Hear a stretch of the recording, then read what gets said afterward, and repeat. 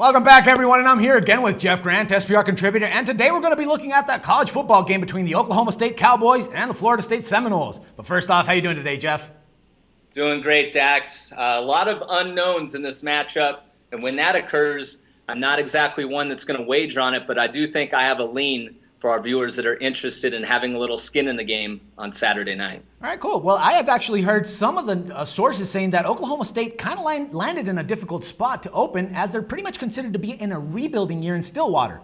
But I know you probably heard a little bit more about this game leading up into the matchup in AT&T Stadium, right? Yeah, I knew I was going to be assigned this game for quite some time, so what I've done over the last few weeks is kind of looked at a lot of press conference material coming out of Stillwater, specifically what Mike Gundy has said, and he is a deer in headlights when he's talking about the amount of talent that Florida State has. And of course, the defending national champions bring back about 13, 14 starters, depending on what source you use. So the Cowboys are definitely up against it, but they do have a chance of staying within the number. Of course, they're not probably going to win this game in straight-up fashion, but a lot of the times here in Las Vegas, all we care about is the team that covers the number. Right, no doubt, man. Now, looking at the Noles, the defending national champs have won 15 consecutive season openers by an average of 31 points, my man. Now, should bettors expect to see the Seminoles take care of business in such a blowout fashion against the Cowboys this week? Yeah, I was kind of looking at those previous 15 instances that you mentioned, Dax, with national champions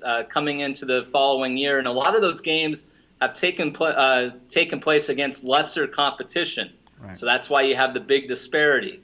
Oklahoma State is now one of the Big 12 conference powers, and yes, they are expected to have a potential down year because they only have 8 to 9 returning starters coming back, but now they have a lot of talent. They've been able to recruit. Gundy's been there quite some time, so the Seminoles may have trouble winning this game by 20 to 24 points. All right, now you might have answered my next question with the fact that the teams have been playing lower value teams. Now, Florida State used to be favored by an average of 27.5 points per game in all of its 14 games that they won last year. Now, what do you think of the spread right now? It's at 17.5 to 18 points for this match. Now, do you think that odds makers know something that we might not? I think that's exactly what's going to occur here, because I thought that the Seminoles should be at least a 21-point favorite when looking at those numbers that you just mentioned. Right. 27.5-point favorite on average a season ago. Now, looking at their schedule last year, they didn't play a very tough schedule. Their toughest competition was a primetime game at Clemson, and Clemson really just imploded at the beginning of that game, and they were never in it. So you kind of got to push that game aside. The Seminoles played a real weak ACC schedule and then got to take on the Florida Gators, a team that was really down in the dumps when they played them. So when you look at the Seminoles' past performances from a year ago, yes, they led the nation in scoring offense and scoring defense, but when you saw them go against a team out of the Southeastern Conference in Auburn, a team that really overachieved last year, they struggled and they had to come from behind and only had a 3-point victory. So when you put that all into kind of the database of an odds maker, yes, you could have established the Seminoles as a 21 or higher favorite, but they let them out at 17 points.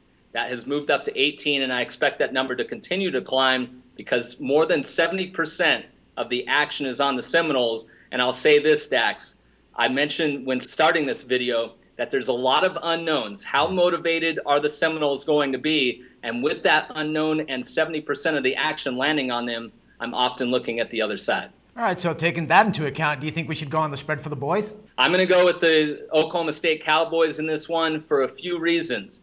The biggest one, I think they're going to be motivated for this contest. They've had this game marked the entire offseason, so the entire program has been building up for this game. And also, you have to take into account that no school outside of the state of Texas has more natives from the Lone Star State than Oklahoma State. Where is this game taking place?